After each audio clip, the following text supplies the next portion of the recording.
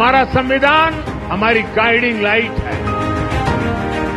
ये सिर्फ अनेक धाराओं का संग्रह नहीं है। हमारा संविधान सहस्त्रों वर्ष की भारत की महान परंपरा, अखंड धारा, उस धारा की आधुनिक अभिव्यक्ति है। और जब हम इस संवैधानिक व्यवस्था से जनप्रतिनिधि के रूप में ग्राम पंचायत से लेकर के संसद तक जो भी दायित्व निभाते हैं, हमें संविधान के लेटर एंड स्पिरिट को समर्पित भाव से ही हमें अपने आप को हमेशा सज्ज रखना होगा। आज पूरे सामर्थ्य से अपनी सभी विविधताओं पर गर्व करते हुए यह देश आगे बढ़ रहा है। और इन सब के पीछे हमारी सबसे बड़ी ताकत हमारा संविधान है।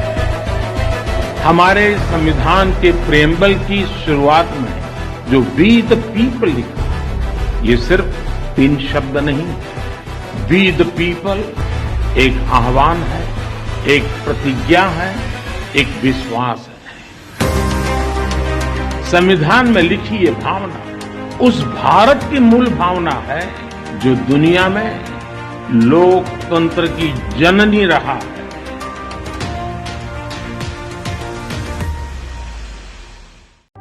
नमस्कार, मेरा नाम अरविंद केजरीवाल है। आप सभी को मेरी हार्दिक शुभकामनाएं। आज ही के दिन 2012 में आम आदमी पार्टी ने जन्म लिया था।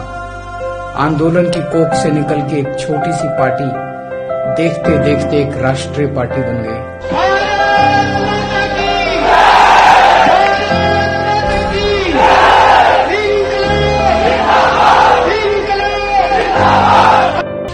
जो जनता बार बार इतना भारी बहुमत दे रही है, बार बार आम आदमी पार्टी को जिता रही है, तो कुछ तो अच्छा कर रहे होंगे हम लोग। शिक्षा के क्षेत्र में, स्वास्थ्य के क्षेत्र में, बिजली के क्षेत्र में, पानी के क्षेत्र में जो लोगों ने 75 साल में नहीं देखा था। सरकारी स्कूल शानदार हो गए, सरकारी अस्पताल शानदार बन गए। अब 24 घंटे बिजली आती है, फ्री में बिजली आती है। ये सारे काम जनता अप्रिशिएट करती है। दिल्ली के स्वास्थ्य मंत्री को अरेस्ट कर लिया ईडी ने। आपको बता दें, सीबीआई ने मनीष सिसोदिया को गिरफ्तार कर लिया है। आम आदमी पार्टी के सांसद संजय सिंह गिरफ्तार कर लिए गए हैं। इस वक्त की बड़ी खबर, बड़ा अपडेट, अरविंद केजरीवाल को ईडी ने गिरफ्तार किया है और ईडी दफ्तर उनको ले जाया जा रहा है।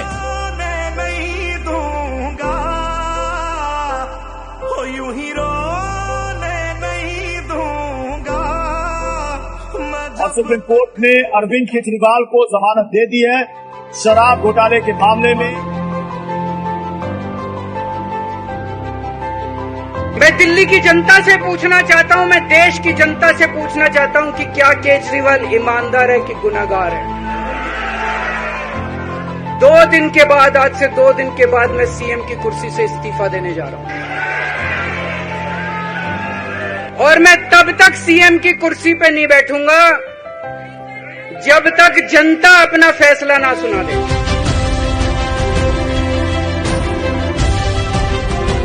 हमें गर्व है हमारे नेताओं पे। आज हम उनके संघर्ष को सलाम करते हैं। हम भगत सिंह के चेले हैं, सच्चाई के रास्ते पे चले हैं। अपने भारत को दुनिया का नंबर 1 देश बनाना है।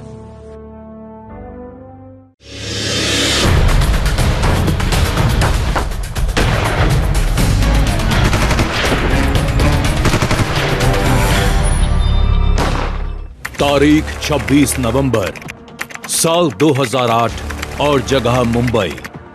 देश की आर्थिक राजधानी अपनी रफ्तार से दौड़ रही थी, लेकिन एक आतंकी हमले ने एक झटके में सब कुछ बदल कर रख दिया। 166 लोग आतंकियों की गोली का शिकार हो गए, सैकड़ों लोग गंभीर रूप से घायल हो गए। धमाकों से मुंबई दहल रही थी। लश्कर ए तैयबा के 10 आतंकी मुंबई के लोगों पर अंधाधुंध गोलियां बरसा रहे थे।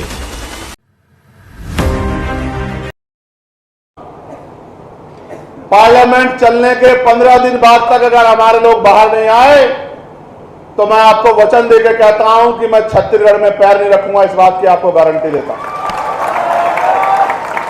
कुछ भी करना पड़े, कोई भी कीमत चुकानी पड़े, सड़कों पे आंदोलन हो, आमरण अनशन हो जाए, जान चली जाए, लेकिन छत्तीसगढ़ के भाइयों को हम लोग अकेला नहीं छोड़ेंगे। मेरी बात को आप याद रखना।